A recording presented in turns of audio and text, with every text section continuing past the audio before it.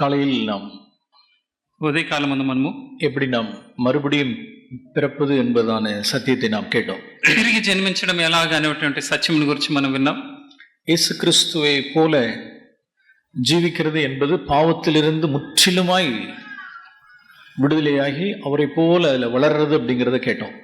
క్రీస్తు వలె జీవించడం అంటే పాపం నుంచి సంపూర్ణంగా విడిపించబడి ఆయన పోలి నడుచుకోవడం గురించి మనం పొద్దున విన్నాం. நாம் பிறரை மன்னிப்பதும் பிறரிடத்தில் மன்னிப்பு கேட்பதை குறித்து நாம் கேட்டோம். మనం క్షమాపణ అడగడం, తర్వాత ఇతరులను క్షమించడం గురించి మనం విన్నాం. நாம் இந்த கான்ஃபரன்ஸினுடைய நம்முடைய தீம் இயேசுவை போல நாம் జీవిపது அவரை போல நாம் நடப்பது. ఈ కాన్ఫరెన్స్ యొక్క ముఖ్య ఉద్దేశము యేసుని పోలి మనం నడుచుకోవటం అనే దాని గురించి. హీబ్రూస్ చాప్టర్ 12, హెబ్రీయులకు రాసిన పత్రిక 12వ అధ్యాయము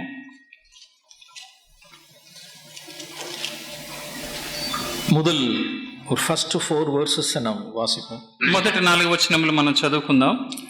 ఇంత గొప్ప సాక్షి సమూహము మేఘం వలె మనల్ని ఆవరించి ఉన్నందున మనము కూడా ప్రతి భారమును సులువుగా చిక్కులు పెట్టు పాపమును విడిచిపెట్టి విశ్వాసమును కర్తయు దాన్ని కొనసాగించేవాడనైన యేసు వైపు చూచుచు మన ఎదుట ఉంచబడిన పందెమందు ఓపికతో పరిగెత్తదము.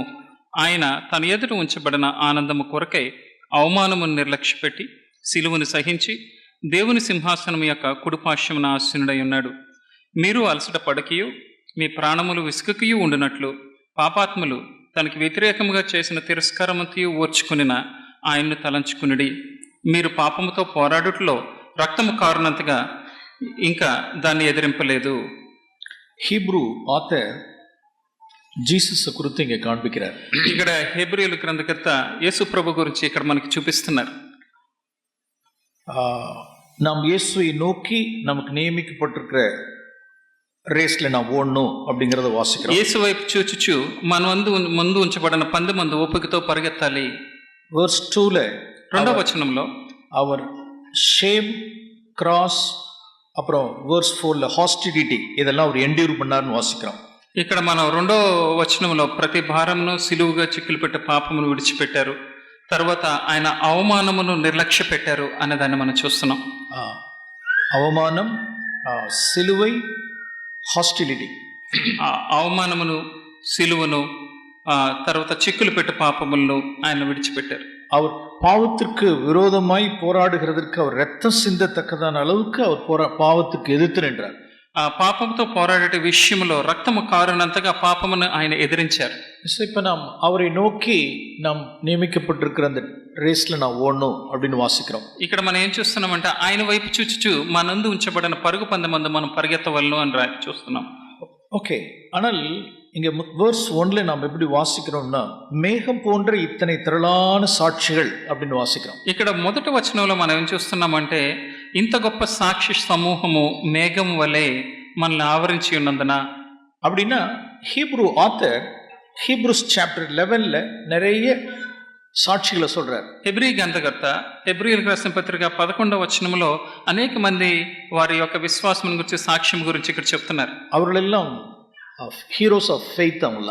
వీరందరూ విశ్వాసమునికి హీరోస్ కింద నిలబడిన వాళ్ళు. ఆబేల్ గురించి వాసిக்கிறோம். ఏబేల్ గురించి మనం చదువుతాం. అప్పుడు నోవా గురించి మనం చదువుతాం. అబ్రహాం గురించి, ఇసాకు గురించి, జాకబ్, తర్వాత యాకోబు గురించి, మోషే గురించి, అప్పుడు దావీదు గురించి, இப்படி நிறைய విశ్వాస పురుషర్களை நாம் హీబ్రూ 11ல நாம் வாசிக்கிறோம். ఈ విశ్వాస వీరుల గురించి అందరి గురించి 11వ అధ్యాయంలో మనం చదువుతాం. ஆனால் verse 29ல 29వ వచనంలో 39వ వచనం మనం చూసుకుంటే, ప్లీజ్ రీడ్. yes brother. వీరందరూ తమ విశ్వాసము ద్వారా సాక్ష్యము పొందిన వారైనను మనము లేకుండా సంపూర్ణులు కాకుండా నిమిత్తము அவர்கள் எல்லாரும் விசுவாசத்தினாலே நற்சாட்சி பெற்றார்கள். వీరందరూ విశ్వాసము ద్వారా సాక్ష్యమును పొందినవారు. verse 40ல వాసిக்கிறோம். 40లో మనం చదువుతాం, அவர்கள் பூர்ணராகவில்லை, కానీ వాళ్ళు పరిపూర్ణులు కాలేదు. அவர்கள் எல்லாதபடிக்கு விசேஷித்த ஒரு நன்மையானதை, பெட்டர் திங் தேவன் நமக்கு ஆயத்தப்படுத்தி வைத்திருக்கிறார் புதிய உடன்படிக்கையில. మనకి నూతన నిబంధనలో వారెవ్వరికీ లేని మరి శ్రేష్టమైన దాన్ని దేవుడు మన కొరకు సిద్ధపరిచారు. எஸ், அவர்கள் எல்லாம் விசுவாச புருஷர்கள். వాళ్ళందరూ విశ్వాస వీరులే, నిజమే. ஆனால் அவர்கள் பூர்ணராகவில்லை, பர்ஃபெக்ட் எக்ஸாம்பிள் அல்ல. కానీ వారు సంపూర్ణులు కాలేకపోయారు, ఒక సరైన మాదిరిగా లేకపోయారు. தேவன் அந்த விசேஷித்த அந்த நன்மையை, அந்த பூரணத்தை புதிய உடன்படிக்கையில் நமக்கு வைத்து வைத்திருக்கிறார். దేవుడు ఈ యొక్క నూతన నిబంధనలో ఈ యొక్క శ్రేష్టమైన సంపూర్ణత మన కొరకు ఉంచి ఉన్నారు. இந்த ஹீப்ரூஸ் 11, ஹீப்ரூஸ் 12 இது ரெண்டும் ஒரே ஸ்பிரிட்ல நான் வாசிக்கணும். அதை ఈ హెబ్రీయులకు రాసిన పత్రిక 11, 12 అధ్యాయాలు ఒకే ఆత్మతో మనం చదవాలి దాన్ని. ஃபார் எக்ஸாம்பிள், ఉదాహరణకి ஒரு சில எக்ஸாம்பிள்ஸ் நான் காண்பிக்கிறேன். ఇక్కడ కొన్ని ఉదాహరణలు నేను మీకు చూపించాలనుకుంటున్నాను. மோசே அவரால் என்ன செய்ய முடியல அப்படின்னா, మోసేనాల్ என்னத்த முடியல அப்படின்னா, మోషే ఏమి చేయలేకపోయాడు, తన వల్ల ఏమి కాలేకపోయిందంటే ఉపద్రవங்களை, tribulations and afflictions and sufferings లో என்ன செய்ய முடியல அப்படின்னா, he couldn't endure. అతను తన యొక్క ఉపద్రవంలో, శ్రమల్లో తను ఓర్పు కలిగి ఉండలేకపోయాడు, సోర్దు పోయాడు. ఆయన అలాగే నిరాశ పడిపోయాడు. ஒரு பர்టిక్యులర్ లెవెల్ தான், அதுக்கு மேல அவங்களால என்ன செய்ய முடியலன்னா ఫ్రస్ట్రేషన్. ఒక స్థాయి వరకు ఓర్చుకోగలిగాడు, దాన్ని మించినప్పుడు ఏమైందంటే తనకి ఆ విసుగు వచ్చేసింది, సోర్ந்து పోறது, డిప్రెషన్ ఆవుறது, అతను విసుగుపోవడం, లేకపోతే నిరుత్సాహపడిపోవడం, బ్లేమ్ பண்றது, మురుమురుకறது, ఇతరులు సొనగడం, ఇతరులను నిందించడం, ఇదా మోసే. ఇది మోషే. ఫర్ ఎగ్జాంపుల్, ఉదాహరణకి నంబర్స్ చాప్టర్ 11, సంఖ్యాకాండము 11వ అధ్యాయము. such a man of God, Old Testament ல పాత నిబంధనలో గొప్ప దైవజనుడు, நாம் அவரை குறித்து நான் வாசிக்கிறோம். ஹீப்ரூஸ் நம்பர்ஸ் சாப்டர் 11, సంఖ్యాకాండము 11వ అధ్యాయము. அங்க மோசஸ்க்கு விரோதமாக இஸ்ரேலைட்ஸ் என்ன செய்றாங்கன்னா, முறுமுறுக்குறாங்க. ఇక్కడ మోషేకి విరోధంగా ఇశ్రాయేలు ఏం చేస్తున్నారు అంటే సనుగుతున్నారు. వర్స్ 10 లో వాసిக்கிறோం. 11వ అధ్యాయం 10వ వచనంలో మనం చదువుతాం. Please read. జనులు తమ తమ కుటుంబములతో ఎవరి గుడారపు ద్వారమునొద్ద వారు ఏడవగా మోషే వినెను. ఓకే, ఇప్పుడు 11 వర్స్ 11. ఇప్పుడు 11 చదువుదాం. కాగా మోషే యెహోవాతో ఇట్లనెను, నీవేళ నీ సేవకుని బాధించితివి, నా మీద నీ కటాక్షం రానియక ఈ జనులందరి భారము నా మీద పెట్టనేలా, నేనే ఈ సర్వ సమాజమును గర్భమును ధరించితనా, నేనే వీరిని కంటినా. ఓకే, వర్స్ 12 லாஸ்ட் பார்ட்ல வாசிக்கிறோம். இந்த ஜனங்களை எல்லாம் நானா பெற்றேன், நானா கற்பம் தரித்தேன், నేనే ఈ సర్వజనాభమును గర్భమును ధరించితనా, నేనే వీరిని కంటినా. ఓకే, వర్స్ 14 14వ వచనంలో, நான் எனக்கு இது மிஞ்சின பாரம், నాకు మించిన భారము.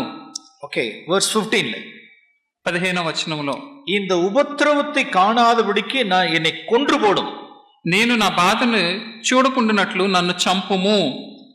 எப்படிலாம் வாசிக்கிறோம், ఎలా చదువుతున్నామండి ఇక్కడ.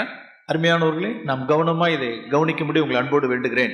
ప్రియమైన వారలారా, మీరు జాగ్రత్తగా దీన్ని గమనించాలని ప్రేమతో మిమ్మల్ని కోరుకుంటున్నాను.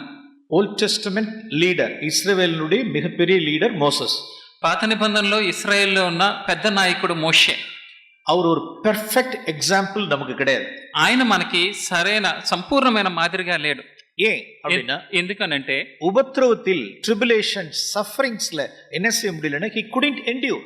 ఆయన శోధనలో, శ్రమల్లో ఏమి చేయలేకపోయాడంటే తను ఓర్పు కలిగి ఉండలేకపోయాడు. వర్స్ 11 வாசிக்கிறோம். என்ன வாசிக்கிறோம்? 11వ వచనంలో మనం ఏం చదువుతాం? இந்த உபத்திரவம் இதை ஏன் வரப்பண்ணினீங்க, నా మీద ఎందుకు ఇంత భారమును పెట్టావు. 12వ వచనத்துல, 12వ వచనంలో, இந்த ஜனங்களை நானா பெற்றேன், ఈ జనమును నేనే కంటినా. వర్స్ 14 14లో, ఇది எனக்கு మించిన భారం, ఇది ఒంటిగా మోయట నా వలన కాదు. వర్స్ 15 అది 15వ వచనంలో, என்ன கொன்று போடுங்க, నన్ను చంపే, நான் இந்த உபத்திரவத்தை காணக்கூடாது, దీన్ని నేను చూడకూడదు. இதான் ஓல்ட் கவெனன்ட். ఇది పాత నిబంధన. அருமையானவர்களே, ప్రియమైన వారలారా, நம்மளுடைய பாடுகள்ல, நம்மளுடைய சஃபரிங்ஸ்ல, మన యొక్క శ్రమల్లో இப்படிப்பட்ட காரியங்களை நாம் சொல்லுவோமானால், మనం కూడా ఇటువంటి మాటలు చెప్తున్నాము అంటే, இந்த பிரச்சனை எல்லாம் எனக்கு மிஞ்சின பாரம், ఇది నాకు మించిన భారం కింద ఉంది, என்னுடைய கணவன் மூலமாய் வருவது, నా భర్త ద్వారా వస్తుంది, என்னுடைய மனைவியின் மூலமாய் வருவது, నా భార్య ద్వారా ఈ భారం వస్తుంది, என்னுடைய இன்லா மூலமாய் வருவது, నా అత్తామామల ద్వారా ఈ యొక్క శోధన వస్తుంది, என்னுடைய பிள்ளைகள் மூலமாய் வரக்கூடியதான சஃபரிங்ஸ், నా పిల్లల ద్వారా వస్తున్న ఈ శోధనలు, என்னுடைய பவர்ச்சினால, என்னுடைய சிக்னஸ்னால வரக்கூடியதான నా దారిద్ర్యం వల్ల, లేకపోతే నా అనారోగ్యం వల్ల వస్తున్న యొక్క శ్రమలు, அல்லது சர்ச்சில் ஒருவருக்கு ஒருவர் இருக்கக்கூடியதான ஃபெலோஷிப்ல ஏற்படக்கூடியதான சில ட்ரையல்ஸ், ఈ యొక్క సంఘములో ఒకరికి ఒకరి మధ్యలో ఏర్పడుతున్న ఈ యొక్క ఒకరి మధ్య ఒకరికి సరైన ప్రేమ లేకుండా ఉండడం వల్ల వచ్చే శ్రమలు. அந்த இப்படிப்பட்ட சூழ்நிலைகளில் நாம் ஃப்ரஸ்ட்ரேட் ஆயிட்டோம், அது முறுமுறுக்கிறோம் அப்படின்னா ఇటువంటి நாம் இன்னும் நியூ கவெனன்ட் லைஃப்க்கு இன்னும் நம்ம வரல. ఇటువంటి సందర్భాల్లో మనం సనుగుతున్నాము, విసుగుపోతున్నాము అంటే నూతన నిబంధన యొక్క జీవితంలోనూ మనం ప్రవేశించలేదు. இதான் ஓல்ட் கவெனன்ட், ఇదే పాత నిబంధన, இதான் மோசஸ். ఇది మోషే. ஓல்ட் டெஸ்டமெண்ட்ல லீடரா இருக்கலாம், ఆయన పాత నిబంధనలో నాయకుడిగా ఉన్నారు. ஆனால் ஒரு குறிப்பிட்ட லெவலால என்ன செய்ய முடியாது அப்படின்னா உபத்திரவத்துல என்డ్యూర్ பண்ண முடியாது. ఆయన ఒక స్థాయి దాటిన తర్వాత ఏం చేయలేకపోయాడు అంటే దాన్ని తట్టుకుని ఓర్చుకుని నిలబడలేకపోయాడు. I want to show you one verse from Proverbs chapter 24 verse 10. సామెతలు, very beautiful verse. సామెతలు 24:10 చాలా అందమైన మాట చూపించాలనుకుంటున్నాను. Proverbs chapter 24, సామెతలు 24, please read. 10వ వచనం. శ్రమ దినమున నీవు కృంగిని ఎడల నీవు చేతకాని వాడవగుదువు.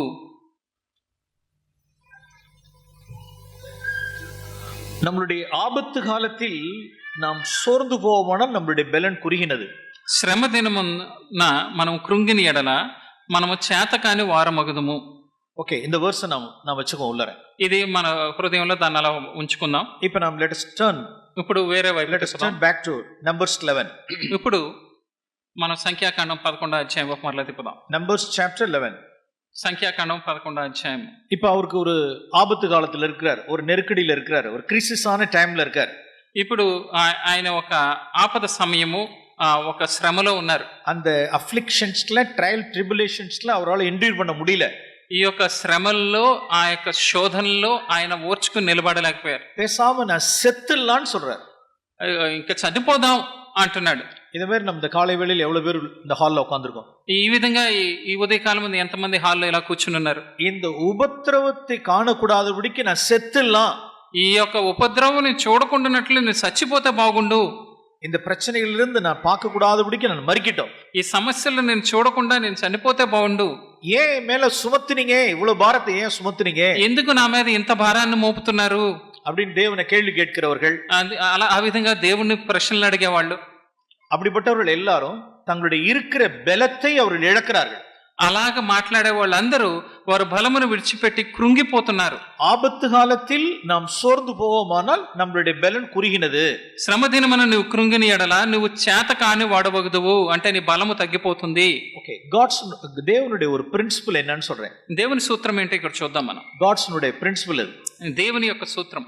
நாம் ஒரு காரியத்தை ఫ్రస్ట్రేషనోட ஒரு காரியத்தை செய்யறதுக்கு దేవుని విரும்பமாட்டார். ఏదైనా ఒక విషయాన్ని మనం అలాగా విసుగుపోతూ చేయడానికి దేవుడు ఒప్పుకోరు. సలిపోడ ஒரு காரியத்தை செய்யக்கூடாது.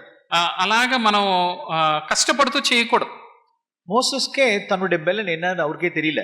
మోషేకి తన యొక్క బలం ఏంటో తనకే తెలియలేదు. మోసెస్ ఈక్వల్ టు 70 ఎల్డర్స్ னுடைய స్ట్రెంగ్త్ அவர்ட்ட இருக்கு. మోషే ఒక్కడికి ఎలా అంటే ఎంత 70 మంది పెద్దలతో సమానుడు. మోసేనిడத்தில் இருக்கக்கூடிய ఆవి, మోషే దగ్గర ఉన్న ఆత్మ ఈక్వల్ టు 70 ఎల్డర్స్ னுடைய స్పిరిట్. అది 70 మంది పెద్దల యొక్క ఆత్మతో సమానం. అది మోసెస్కే తెలియలే, అది మోషేకే అర్థం కాలేదు. నా ఏది సైకిను சொன்னார். నేను ఎందుకు ఇంత బాధపడాలి, నేను ఎంత ఎందుకు శ్రమ పడాలి అంటే ఓకే, ஆண்டவருக்கு இது பிடிக்காத ஒரு காரியம், ஃப்ரஸ்ட்ரேஷனோட ஒரு காரியத்தை செய்யக்கூடாது. విసుగుతో చేయకూడని విషయం దేవునికి ఇష్టము లేని విషయం. ప్రియమానవులే, చర్చ్ యాక్టివిటీస్లో కూడా நாம் ఫ్రస్ట్రేషనోட ஒரு காரியத்தை செய்யக்கூடாது. ప్రియమైన వారలారా, చర్చి యొక్క సంబంధమైన పనుల్లో కూడా విసుగుతో మనం చేయకూడదు. நான் மட்டும்தான் கிடைச்சேனா அந்த చర్చిல, ఈ చర్చిలో నేను మాత్రమే దొరికేనా, நான் மட்டும்தான் அந்த பிள்ளைகளை பெற்றனா, నేను మాత్రమే పిల్లల్ని కన్నానా, కుటుంబంలో నేనే పిల్లల్ని కన్నానా, నా மட்டும்தானே, నేనేనా కన్నది, చర్చిలో నా மட்டும்தானா, సంఘంలో నేనేనా ఉంది, ఆఫీస్లో నా ఒక్కదానా, ఆఫీస్లో నేను ఒక్కడనేనా, నా ఒరువనాయ్ இந்த காரியத்தை செய்றேனே, నేను ఒక్కడే ఇచ్చేస్తున్నానే. ప్రియమానవులే, இதெல்லாம் ఓల్డ్ కవెనెంట్. ప్రియమైన వారలారా, ఇదంతా పాత నిబంధన. మోసెస్ ఆండర్ சொல்லிட்டார், మోషేతో ప్రభువు చెప్పారు, ఓకే நீ ஒருவனாய் இந்த காரியத்தை செய்ய முடியாதுன்னு சொன்னல, ఓకే గివాன்னு சொல்லிட்டு 70 ఎల్డర్స్ ఏర్పడుతూ சொல்றார். అప్పుడు చెప్పారు దేవుడు మోషేని పిలిచి, ఒక్కడే చేయలేని అంటున్నావు కదా, సరే అని చెప్పి 70 మంది పెద్దల్ని ఏర్పరచు అని చెప్పారు. See, we read in 16 and 17. 16-17 వచనముల్లో మనం దాన్ని చదువుతాం. అప్పుడు యెహోవా మోషేతో ఇట్లనెను, జనులకు పెద్దలను పెద్దలనియు అధిపతులనియు నీవెరిగిన ఇశ్రాయేల్ పెద్దల్లో నుండి 70 మంది మనుషుల్ని నా యొద్దకు పోగు చేసి ప్రత్యక్షపు గుడారమునకు వారిని తోడుకుని రమ్ము, అక్కడ వారు నీతో కూడా నిలవబడవలను. నేను దిగి అక్కడ నీతో మాట్లాడుదును, మరియు నీ మీద వచ్చిన ఆత్మలో పాలు వారి మీద ఉంచెదను.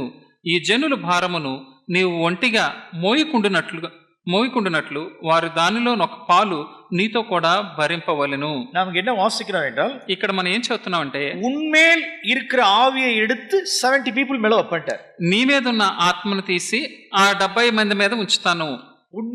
உன்மேல் இருக்கிற ஆவியை எடுத்து 70 elders மேல வைப்பேன். నీలో ఉన్న ఆత్మను తీసి 70 మంది పెద్దల మీద పెడతాను. సరే వచ్చి இப்ப బెలన్ కురిగినది. ఇప్పుడు ఏమైంది? బలము కుంగిపోయింది. మోసెస్నుடைய స్ట్రెంగ్త్ இப்ப என்ன? ఇప్పుడు మోషే బలం ఎంత? 1 முதல்ல ఇంతకు ముందు 70 రైట్. ஏன் அப்படின்னா என்னால முடியலங்கிறப்ப ఆర్డర్ எடுத்து வச்சிடறாரு. ఎందుకంటే నా వల్ల కాదు అని చెప్తూ వచ్చాడు. మోసే ఆర్ యు ఓకే నౌ? అప్పుడు దేవుడు అన్నారు, మోషే నువ్వు ఇప్పుడు ఓకేనా? ఇదే మరి நம்ம எத்தனை பேர் விரும்புவோம்? ఇలాగ మనం ఎంతమంది అలాగ చెప్తున్నాం? ప్రియమానవர்களே, ప్రియమైన వారలారా, நாம் முறுமுறுக்க வேண்டாம், சலித்துக் கொள்ள வேண்டாம். మనము సనగకూడదు, ఆ విధంగా మనం ఫిర్యాదులు చేయకూడదు. நம்மளுடைய பிள்ளைகளுடைய in bringing up our children in the area of మన పిల్లల్ని పెంచే విషయంలో కూడా, அல்லது குடும்ப விஷயத்துல, మన కుటుంబ విషయాల్లో, చర్చ్ మ్యాటర్స్ல, మన సంఘము సంబంధించిన వ్యవహారాల్లో ஆண்டவர் நமக்கு என்ன త్రాణిங்கிறத அவர் அறிஞ்சிருக்கிறார். దేవుడు మనం ఎంత తట్టుకోగలమో ఆయనకి తెలుసు. அந்த త్రాణికి తక్కதாக தான் நம்மளுடைய சோதனைகளை அவர் அனுமதிக்கிறார். మనము భరించగలిగినంత శోధనే ఆయన అనుమతిస్తారు. ఓకే, ఇదా ఓల్డ్ టెస్టమెంట్ లో మోసెస్னுடைய காரியம். ఇదే పాత నిబంధనలో మోషే యొక్క కార్యం. ఆపత్తు కాలத்தில் సోర్ந்து పోయి அவருடைய బెలన్ కురిగినది. ఆపద కాలమందు కృంగిపోయి ఆయన బలము తగ్గిపోయింది. ఓకే, వన్ మోర్ మ్యాన్, ఇంకొక మనిషిని గురించి చూద్దాం. ఓల్డ్ టెస్టమెంట్ పీపుల్ ఇవங்களை யாருமே நமக்கு பெர்ఫெக்ட் எக்ஸாம்பிள் கிடையாது. ఈ పాత నిబంధనలో ఎవరు కూడా పరిపూర్ణమైన ఉదాహరణ కింద మనకు ఉండలేకపోయారు. ఫస్ట్ కింగ్స్ చాప్టర్ 18, మొదటి రాజుల గ్రంథము 18వ అధ్యాయం వైపు తిప్పుదాం. இதெல்லாம் மேகம் போன்ற திரளான சாட்சிகள்ங்கிறது హీబ్రూ ఆథర్ சொல்றார். వీరందరి గురించి మేఘం వలె ఇటువంటి సాక్షి సమూహం మన మీద ఆవరించి ఉందని హెబ్రీ గ్రంథకర్త అంటున్నాడు. ఫస్ట్ కింగ్స్ చాప్టర్ 18, మొదటి రాజుల గ్రంథము 18వ అధ్యాయం. நல்ல ஒரு வல்லமையான ஒரு பவர்ஃபுல் ஒரு ப்ராஃபெட் ఎలియాவை குறித்து நாம் వాసిக்கிறோம். ఎంతో శక్తివంతమైన బలవంతుడైన ఒక ఏలీ ప్రవక్త గురించి మనం చూద్దాం. ఏలియా గురించి. ఎలియా such a powerful prophet. ఈ ఏలియా ఎంతో శక్తివంతమైన ప్రవక్త. వానத்திலிருந்து అగ్నిని ఇరకినவர், ఆకాశము నుండి అగ్నిని దింపిన ఆయన. వానத்திலிருந்து మழையை ఇరకినவர், ఆకాశము నుండి వర్షమును దింపిన ఆయన. 400 தீர்க்கதரிசிகளை எதிர்கொண்டவர். 400 మంది బాహాలుடைய 400 தீர்க்கதரிசிகளை எதிர்கொண்டவர். 400 మంది బయలు ప్రవక్తలను ఆయన ఎదిరించిన వాడు. ஆனால் என்ன ஆயிடுச்சு அப்படின்னா, కానీ ఆయనకి ఏమైందంటే அவர் సోర్ந்து పోయారు. ఆయన కూడా కృంగిపోయాడు. జెజబెల్‌తిలిందు ஒரு மெசேஜ் வந்துச்சு. యెజబెల్ దగ్గర నుంచి ఒక సమాచారం వచ్చింది. నాளைய தினம் இந்நேரத்துக்குள்ள உன்னோட உயிரை எடுத்துருவேன்னு சொல்லிட்டா. ఈ రేపటి ఈ దినం ఈ సమయానికి నేను చంపేస్తాను అని చెప్పింది ఆవిడ. సారీ, చాప్టర్ 19, 19వ అధ్యాయము. ఫస్ట్ కింగ్స్ చాప్టర్ 19, మొదటి రాజుల గ్రంథము 19వ అధ్యాయము వర్స్ 2 లో వాసిக்கிறோம். 2వ వచనంలో చదువుతాం. యెజబెలు ఒక దూత చేత ఏలియాకు ఈ వర్తమానం పంపించును, రేపు ఈ వేళకు నేను నీ ప్రాణమును వారిలో ఒకని ప్రాణం వలె చేయని ఎడల దేవుడు నాకు గొప్ప అపాయము కలుగు చేయను గాక. அப்படி ஒரு வல்லமையான ஒரு தீர்க்கதரிசி இப்ப சோர்ந்து போயிட்டாரு. ఎంతో శక్తివంతమైన ఒక ప్రవక్త ఏ విధంగా కృంగిపోయాడో చూడండి. వర్స్ 4 లో వాసిக்கிறோம். 4వ వచనంలో మనం చూద్దాం. Please read. తాను ఒక దిన ప్రయాణం అరణ్యములోనికి పోయి ఈ యొక్క బదరీ వృక్షము కింద కూర్చుండి మరణాపేక్ష గలవాడై, యెహోవా నా పితరుల కంటే నేను ఎక్కువవాడను కాను, ఇంత మట్టుకు చాలును, నా ప్రాణము తీసుకొనుము అని ప్రార్థన చేసను. ఆశ్చర్యంగా ఇருக்கு. ఎంతో ఆశ్చర్యంగా ఉంది కదా. ప్రీవియస్ చాప్టర్లో அவர் ఫైర్ వానத்திலிருந்து இறக்கினவர். ఇంతకు ముందు అధ్యాయంలోనే ఆయన ఆకాశం నుండి అగ్నిని దింపారు. அடுத்த నెక్స్ట్ చాప్టర్లో వాసిக்கிறோம். తర్వాత అధ్యాయంలోనే మనం చదువుతాం, నా సాగను அப்படிங்கிறார். మరణాపేక్ష గలవాడే, నేను చనిపోవాలి అనుకుంటున్నాడు. పోదుం, నా ప్రాఫెటా இருந்தது పోదుం, నేను ప్రవక్తగా ఉంది ఇంకా చాలు, నా సాగను, నేను చనిపోవాలి. ఏ ఇంత డిప్రెషన్? ఎందుకు ఇంత ఈ యొక్క కృంగిపోయాడు? Spiritual pride. ఎందుకంటే ఆత్మ సంబంధమైన గర్వం. అది ఎలియా వర్క్లా, అది ఏలియా అవ్వచ్చు. ఫస్ట్ కింగ్స్ 18 లో ఫైర్ ఇరకిటారు. మొదటి రాజులు 18వ అధ్యాయంలోనే ఆకాశం నుండి అగ్నిని దింపాడు ఆయన. ஆனால் அவருடைய ஹார்ட்டுக்குள்ள போய் என்ன இருக்குப்பா அப்படின்னா, ఇప్పుడు తన హృదయంలో ఏం జరుగుతుందంటే இதான் அவருடைய ஸ்பிரிட்ல இருந்து, இதான் ஸ்பிரிச்சுவல் பிரைட். இதான் ఇదే ఆత్మ సంబంధమైన గర్వం అంటే ఇదే. வெர்ஸ் 10ல வாசிக்கிறோம். 10, 19 எலியா தீர்க்கதரிசனுடைய ஸ்பிரிச்சுவல் பிரைட் எங்க இருக்குன்னா இங்க இருக்கு. 18వ అధ్యాయము 10వ వచనంలో ఏలియా ప్రవక్త యొక్క ఆత్మ సంబంధమైన గర్వం మనం ఇక్కడ చూస్తున్నాం. దేవుడైన యెహోవా జీవముతోడు నిన్ను చిక్కించుకొనవలనని నా ఏలిన వాడు దూతలను పంపింపని జనమొకటైన లేదు, రాజ్యం ఒకటైన లేదు. అతడు ఇక్కడ లేడనియు అతను చూడలేడనియు వారు ఆయా జన్మల చేతను రాజ్యముల చేతను ప్రమాణము చేయించుచు వచ్చిరి. நான் ஒருவன் மாத்திரம் மீதியா இருக்கிறேன். இருக்கா? verse 10. No. 19:10. 19:10.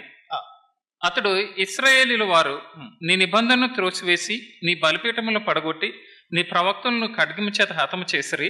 సైన్యములకు అధిపతి యొక్క దేవుడు నాకు యెహోవా కొరకు మహారోషము గల వాడనై నేను ఒక్కడను మాత్రమే మిగిలి ఉండగా వారు నా ప్రాణమును కూడా. பிரியமானவர்களே, இதுதான் பிரச்சனை. ప్రియమైన వారలారా, ఇదే సమస్య. எல்லாரும் இஸ்ரவேலர்கள் எல்லாரும் தேவனுடைய கற்பனை தள்ளிவிட்டார்கள். ఇశ్రాయేల్ అందరినీ దేవుడు తోసివేశారు. அப்படி ஒன்றும் தள்ளல. இன்னும் 7000 பேர் மீதி இருக்காங்க. అలాగేం కాదు, ఇంకా 700 మంది ఇంకా శేషము మిగిలింది. முழங்கால் படியிடாத, முத்தம் செய்யாத இன்னொரு 7000 பேர் தேவன் மீதி வைத்திருக்கிறார். ఇంతకీ బయలుకు మోకాళ్ళు వంచని ఇంకా 700 మంది ఇంకా మిగిలే ఉన్నారు. அது எலியாவுக்கு தெரியல. అది ఏలియాకి తెలియలేదు. அவருடைய மைண்ட்ல என்ன இருக்கு அப்படின்னா, அவருடைய ஹெட்ல என்ன ஏறிடுச்சுன்னா, நான் ஒரு ஆள் தான். అతను ఏమనుకున్నాడంటే తన బుర్రలో ఉన్నదంతా నేను ఒక్కడే ఉన్నాను, நான் ஒரு ఆள் தான், నేను ఒక్కడే, இந்த சர்ச்சிலே நான் ஒரு ஆள் தான், ఈ సంఘం అంతట్లో నేను ఒక్కడే. எல்லாரும் தேவனுடைய கற்பனை விட்டு விட்டார்கள். అందరూ దేవుని విడిచిపెట్టేశారు. நான் ஒரு ஆள் தான் வெகு வைராக்கியமா இருக்கேன் இந்த சர்ச்சில். ఈ సంఘములో నేను ఎంతో వైరాగ్యముతో వెలిగినింపబడిన వాడుగా నేను ఒక్కడే ఉన్నాను. எல்லாரும் ஆஃப் ஹார்ட்டட். எல்லாம் మిగిలిన వాళ్ళందరూ సకం హృదయములతో దేవుని సేవిస్తున్నారు. Carnal believers. అందరూ ఏదో ఆచారానికి వస్తున్నారు. నా ஒரு ஆள் தான் ஹோல் ஹார்ட்டட். నేను మాత్రమే హృదయం అంతటితో దేవుని ఆరాధిస్తున్నాను. நான் ஒரு ஆள் தான் முழுமையா நான் தேவனை பின்பற்றேன். నేను ఒక్కడే హృదయం అంతటితో దేవుని వెంబడిస్తున్నాను. நான் தான் வெகு வைராக்கியமா ஜெலஸா இருக்கேன். నేను దేవుని కొరకు ఎంతో రోషం గలవాడుకున్నాను. இது எலியாவுடைய மைண்ட்ல ஏறிடுச்சு. ఇది ఏలియా యొక్క బుర్రలో ఉందన్నమాట. உடனே டிப்ரெஷன். అప్పుడు వెంటనే కృంగిపోయాడు. அந்த நேரத்தை பிசாசு பார்த்துட்டான். ఆ సమయాన్ని సైతాన్ చూశాడు. சாத்தானுடைய ஏஜென்ட் ஆகி எசபேல் ஒரு ఆరో వాచుటా. సైతాన్ యొక్క మనిషి అయిన యెజబెల్ చేత ఒక బాణాన్ని వదిలాడు. అలా అవ్వదా. ఇప్పుడు డిప్రెషన్ అయిటా. ఇప్పుడు వెంటనే ఇంక నిరుత్సాహం వచ్చింది. ఆండవరే நான் சாகணும். ప్రభువా ఇంక నేను చచ్చిపోవాలి. ఏ ప్రియమానవులే, அந்த డిప్రెషన్ వరణం ఎందుకు? ఆ యొక్క నిరుత్సాహం రావాలి. Spiritual pride. ఎందుకంటే ఆత్మ సంబంధమైన గర్వం. ஆண்டவரே நான் ஒரு ஆள் தான் நினைக்க கூடாது. ప్రభువా నేను ఒక్కడే అని చెప్పకూడదు. எவ்வளவு பேர் உள்ளார இருக்காங்க, எனக்கு தெரியாம இருக்கலாம். ఎంతమంది లోపల ఉన్నారో మనకు తెలియకుండా ఉండొచ్చు. ఓకే, இப்போ என்னாச்சு? இப்போ எலியா ஃப்ரஸ்ட்ரேஷன் ஆயிட்டார். ఇప్పుడు ఏమైంది? ఏలియాకి ఇంక విసిగిపోయాడు. இனிமே நான் ப்ராஃபட்டா இருக்க மாட்டேன். ఇంక మీదట నేను ప్రవక్తగా ఉండను. ఓకే, நான் ஏற்கனவே சொன்னேன், గాడ్స్னுடைய ஒரு பிரின்சிபல் என்னவென்றால், నేను ఇంతకు ముందే చెప్పాను, దేవుని యొక్క సూత్రం ఏంటంటే గాడ్స్ మినిస్ట్రీయ ఫ్రస్ట్రేషనோட நாம் செய்யக்கூடாது. దేవుని సేవ విసుగుతో మనం చేయకూడదు. அப்படினா என்ன சொல்றதுன்னு கேட்டா மூவ் அப்படின்றுவார். అలా చేస్తే దేవుడు ఏమంటారంటే ఇంక తప్పుకో, తప్పుకో, పక్కకి తప్పుకో. நீதான் ஆளுன்ட்டு இல்ல, నువ్వు మాత్రమే మనిషివి కాదు. సలిపోడ ఫ్రస్ట్రేషనోட என்னுடைய మినిస్ట్రీ செய்யாத நீను. నువ్వు సనుగుతూ కష్టముతో ఈ యొక్క సేవ చేయొద్దు. పక్కకు జరుగు. ఇంకా ఓకే, என்ன சொல்லிட்டார் அப்படினா verse 16 లో వాసిக்கிறோம். 16వ వచనంలో మనం చదువుతాం. ఏం చెప్పారంటే, ఎలీసావే, నెక్స్ట్ ప్రాఫిట్ ఎలీసావే ఉన్నోட ప్లేస్ல అపాయింట్మెంట్ பண்ணு. నీ స్థలములో నేను ఎలీషాని నీ కొరకు నీకు బదులుగా నియమిస్తున్నాను. verse 16 లో వాసిக்கிறோம். 16లో చదువుతాం మనం. లాస్ట్ పార్ట్, ఎలీసావే ఉన్ స్థానத்திலே தீர்க்கதரிசியாக అభిషేకం பண்ணு. నీ స్థానములో ఎలీషాని ప్రవక్తగా అభిషేకము చేయము. ప్రియమానవులే, these are God's principles. అలా ఇవన్నీ దేవుని సూత్రాలు. ప్రియమైన వారలారా, సలిచుక కూడదు. మనం ఎక్కడ విసుగుపోకూడదు. ఆపత్తు కాలத்தில் நாம் సోర్దు పోకూడదు. ఆ ఆపత్తు కాలంలో మనం కృంగిపోకూడదు. ఓకే, ఇది ఎలియా. ఇది ఏలియా.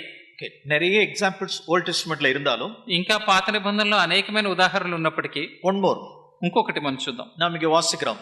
ఇక్కడ మనం చూస్తాం మాథ్యూ చాప్టర్ 11. మత్తయి సువార్త 11వ అధ్యాయం వెతుకుతాం. మాథ్యూ 11.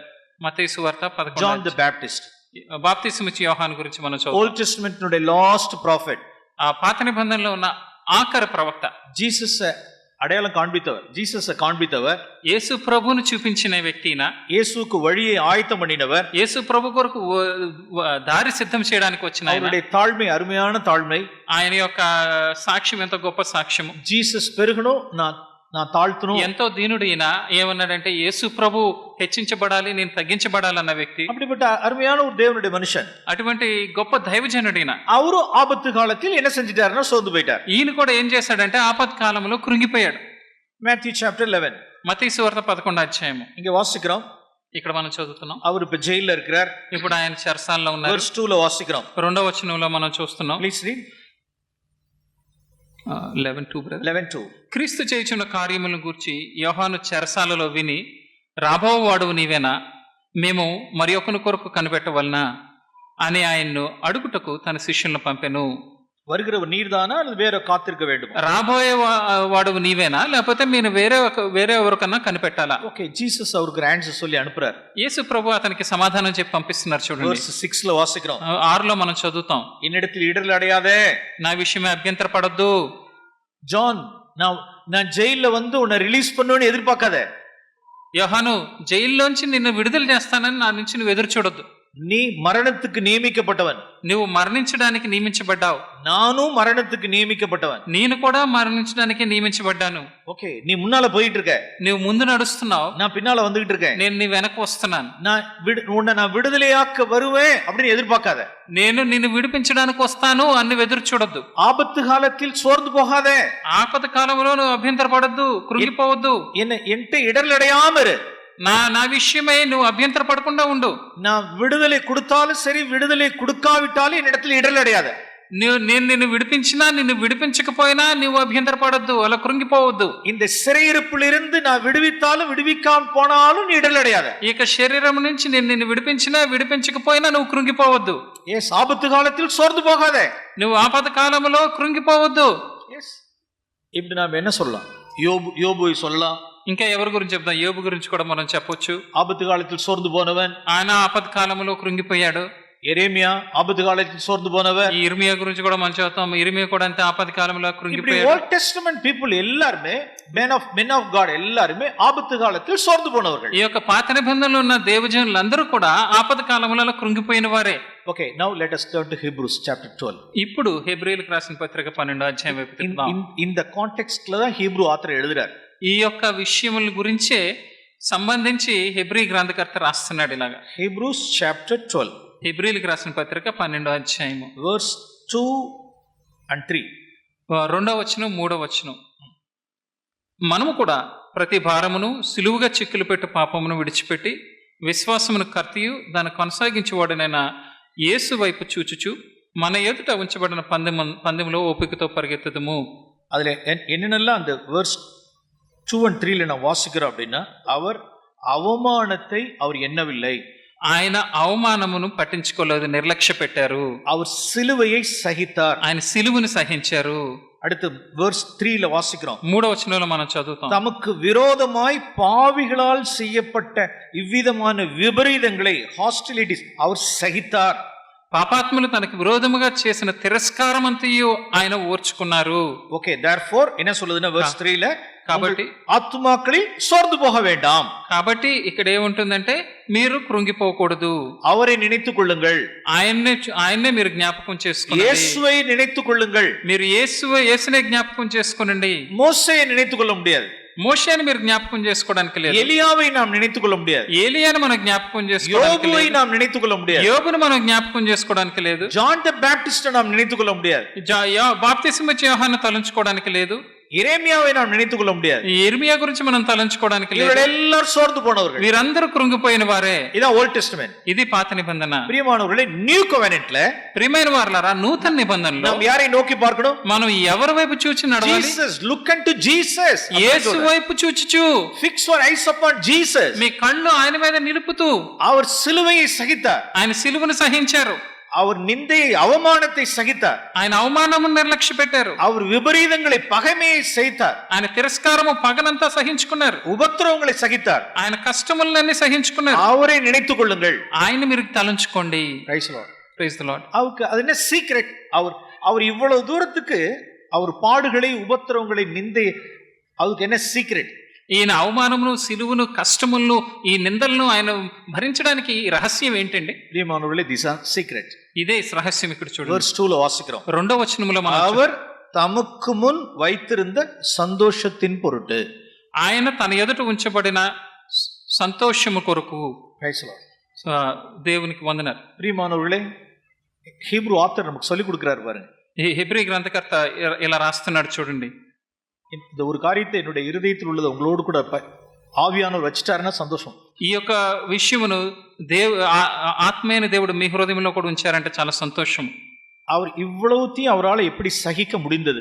ఇవన్నీ కూడా ఆయన ఎలా సహించడం కుదిరింది? அவர் தமக்கு முன்பாக என்ன வைத்திருந்தார் என்றால் ஒரு சந்தோஷத்தை வைத்திருந்தார். ఆయన తన ఎదుట ఏమి ఉంచుకున్నారు అంటే ఉంచబడిన ఆనందమును ఉంచుకున్నారు. என்ன சந்தோஷம் அது? ఏం ఆనందం అండి అది? அவர் பிதாவு తనకు முன்பாக வைத்திருந்த சந்தோஷம் என்ன அப்படினா இங்க வாசிக்க. తండ్రి తన ఎదుట ఉంచబడిన ఆనందం ఏంటంటే Psalm 16 మనం చూద్దాం. కీర్తనలు 16వ అధ్యాయం. యేసుక్రీస్తుకు முன்பாக இருந்த சந்தோஷம் இதுதான்.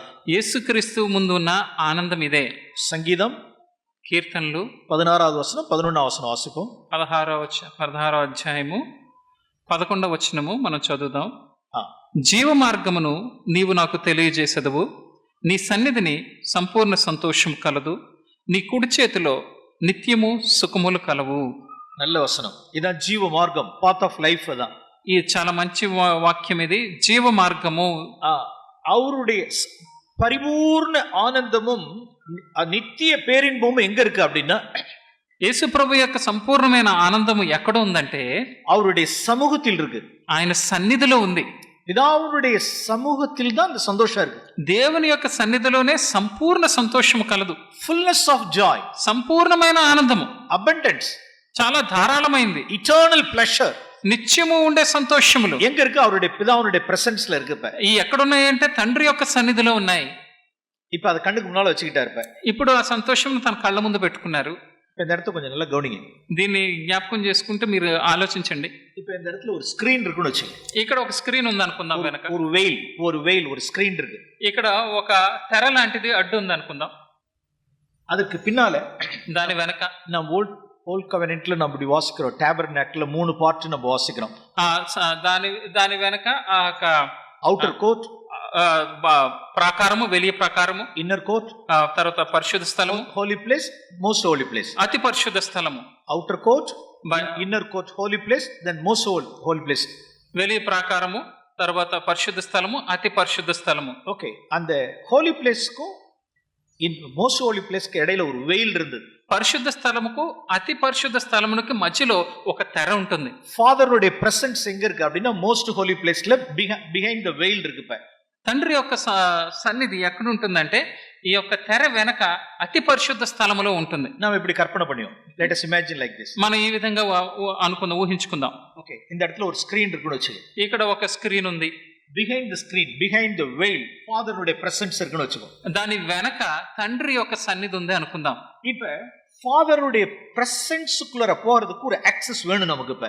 ఇప్పుడు ఆ తండ్రి యొక్క సన్నిధిలోనికి వెళ్ళడానికి మనకు ప్రవేశం కావాలి. அது என்ன செய்யப்படணும்? அது கிழிக்கப்படணும். అది ఏం చేయాలంటే ఆ తెర చినిగిపోవాలి. அந்த திரைச்சீலை, அந்த வெயில் கிழிக்கப்படும் பொழுது we can have the access to enter into God's presence. ఆ యొక్క తెర అంటే ఆ ముసుగు చిరిగిపోయినప్పుడే దేవుని యొక్క సన్నిధిలోనికి వెళ్ళడానికి మనకు ప్రవేశం దొరుకుతుంది. அந்த பிரசன்ஸ்ல தான் என்ன இருக்கு அப்படின்னா இட்டర్నల్ ప్లెషర్ இருக்கு. ఆ యొక్క సన్నిధిలో ఏముందంటే నిత్య సుఖములు కలవు. அங்கதான் பரிபூர்ண ஆனந்தம் இருக்கு. fullness of joy is there. అక్కడే సంపూర్ణమైన సంతోషం ఉంది. இதை விளங்கியிருப்பீங்கன்னு நினைக்கிறேன். ఇది మీకు అర్థమైందని నేను అనుకుంటున్నాను. ఫాదరుடைய பிரசன்ஸ்ல தான் జాయ్ இருக்கு, ప్లెషర్ இருக்கு. తండ్రి యొక్క సన్నిధిలోనే సంతోషము, ఆనందము ఉన్నాయి. ஆனா ஃபாதருடைய பிரசன்ஸ்க்கு போறதுக்கு எது தடையா இருக்கு அப்படின்னா இடையில வெயில் இருக்கு. తండ్రి యొక్క సన్నిధిలోకి వెళ్ళడానికి ఏది అడ్డుగా ఉందంటే ఒక తెర అడ్డుగా ఉంది. இப்ப இந்த வெயில் என்ன செய்யப்படணும்? கிழிக்கப்படணும். ఇప్పుడు ఈ తెరని ఏం చేయాలంటే చింపాలి, పైనుంచి చిరిగిపోవాలి. It should be torn. అది పైనుంచి కింద వరకు చింపేయాలి. టేర్ பண்ணாதான் உள்ளர போக முடியும். దాన్ని చింపితేనే మనం లోపలికి ప్రవేశించడానికి అవుతుంది. இது எப்பொழுதும் நீங்க உங்க சிந்தையிலே நீங்க வைக்கணும். ఇది మీ ఆలోచనలోనే పెట్టుకోండి. ఇప్పుడు எப்படி அந்த வெயில் கிழிக்கப்படும்? ఈ యొక్క తెరని ఎలాగ మనం చింపగలం? எடுத்தோட சும்மா இருக்கிறப்ப அந்த வெயில் கிழிஞ்சிராது. அந்த ஸ்கிரீன், அந்த வெயில் சாதாரணமா இருக்கிறப்ப கிழிஞ்சிராது. అది సాధారణంగా ఉన్నప్పుడు దాన్ని చింపడానికి అవ్వదు. அந்த வெயில் எப்ப கிழியும் அப்படின்னா ఆ తెర ఎప్పుడు చిరుగుతుందంటే షేమ్, అవమానము, క్రాస్, సిలువ, ஹாஸ்டிலிட்டி. తిరస్కారము. Praise the Lord. எப்பெல்லாம் நமக்கு என்ன வருதோ, ఎప్పుడు మనకి ఇవన్నీ వస్తాయో, எப்பெல்லாம் சிலுவை உண்டாகுதோ, நம்மளுடைய வாழ்க்கையில எப்ப சிலுவை உண்டாகுதோ, మన జీవితంలో ఎప్పుడైతే సిలువ ఉంటుందో, எப்பெல்லாம் షేమ్ உண்டாகுதோ, మన జీవితంలో ఎప్పుడైతే అవమానం ఉంటుందో, எப்பெல்லாம் హ్యూమిలియేషన్స్ வருதோ, ఎప్పుడైతే మనకి ఈ యొక్క తిరస్కారము అంతా లేకపోతే అవమానం వస్తుందో, எங்கெங்கெல்லாம் நம் క్రష్ ஆவறோமோ, ఏది విషయంలో మనం నలకొట్టబడుతున్నామో, எங்கெங்கெல்லாம் పీపుల్ நமக்கு ஈவிலா இருந்துகிட்டு நமக்கு ஹாஸ்டிலிட்டி பண்றாங்களோ, ఎక్కడైతే ప్రజలు మనకి కీడు చేస్తున్నారో, அந்த டைம் தான், దట్స్ ద టైం. ఏదే వెయిల கிழிக்கிறதுக்கு உண்டான நேரம் அது. అదే తెర చినిగిపోయే సమయం. ప్రియమానవர்களே, அதுவே ఎండ్ இல்ல. అంతటితో ముగిసిపోలేదండి. அந்த వెయిల கிழிச்சிட்டோம் அப்படினா உள்ளார எங்க போயிடலாம் அப்படினா we can have the access to enter. చింపివేయడంతోనే ఆగిపోలేదు. చింపివేయబడిందంటే దేవుని సన్నిధిలోనికి మనం ప్రవేశించేసాము. ఇదా జీవ మార్గం. ఇదే జీవ మార్గం అంటే. ఫాదరుடைய ప్రెసెన్స్కుள்ள పోறதுக்கு ఇదా వழி. తండ్రి యొక్క సన్నిధిలోనికి వెళ్ళడానికి ఇదే దారి. இதுதான் ஒரு சந்தோஷமா தனக்கு முன்பாக வைத்துக் கொண்டார். ఇదే ఆయన ముందు ఉంచుకున్న ఆనందము. ఓకే, நான் ஒரு எக்ஸாம்பிள் இதை நீங்க జీసస్னுடைய లైఫ్ல இருந்து உங்களுக்கு நான் காண்பிக்கிறேன். ఇంకొక ఉదాహరణ యేసు ప్రభు యొక్క జీవితం నుంచి నేను మీకు చూపిస్తాను. యేసుனுடைய లైఫ్ல இருந்து ஒரு சில காரியங்களை நாம் தியானிக்கலாம். యేసు ప్రభు యొక్క జీవితం నుంచి కొన్ని విషయాలు మనం ధ్యానిద్దాం. என்னென்ன వార్తలు వాసిచோம்? మనం ఏమేమి విషయాలు చదివామండి? షేమ్, అవమానము, క్రాస్, సిలువ, హాస్టిలిటీ, తిరస్కారం. he endured. ఆయన ఓర్చుకున్నారు. அவர் எதன் நிமித்தம் அப்படின்னா தனக்கு முன்பாக வைத்திருந்த சந்தோஷத்தின் நிமித்தம். దేని నిమిత్తం ఆయన ఓర్చుకున్నారంటే ఆయన ముందు ఉంచబడిన ఆనందము కొరకు. జీసస్నుடைய 30 years నాజరేతునుடைய లైఫ్. యేసు ప్రభు యొక్క 30 సంవత్సరముల జీవితం నజరేతులో ఎలా ఉందంటే, Psalm 69, కీర్తనలు 69వ కీర్తన. Psalm 69, 69వ కీర్తన. ఇది அவருடைய ఫ్యామిలీ. ఇది ఆయన కుటుంబం. 30 years அவருடைய నాజరేతునుடைய జీసస్నుடைய నాజరేతు அவருடைய ఫ్యామిలీ లైఫ్. 30 సంవత్సరములు నజరేతులో ఉన్న యేసు ప్రభు యొక్క కుటుంబ జీవితం. verse 7 and 8 లో వాసిக்கிறோம். 7-8లో మనం చదువుతాం. నీ నిమిత్తము నేను నొందిన వాడనైతిని, నీ నిమిత్తము సిగ్గు నా ముఖమును కప్పెను, నా సహోదరులకు నేను అన్యుడనైతిని, నా తల్లి కుమారులకు పరుడనైతిని. ఓకే, 7 and 8లో எப்படி வாசிக்கிறோம் அப்படின்னா, 7-8లో ఏ విధంగా మనం చదువుతున్నామంటే, அவருடைய நாசரேத்தூர் ఫ్యామిలీ లైఫ్. అది నజరేతులో యేసు ప్రభు యొక్క కుటుంబ జీవితం ఇది. அவருடைய இயேசு கிறிஸ்துக்கு இளைய சகோதரர்கள் உண்டு, 4 பேர் உண்டு.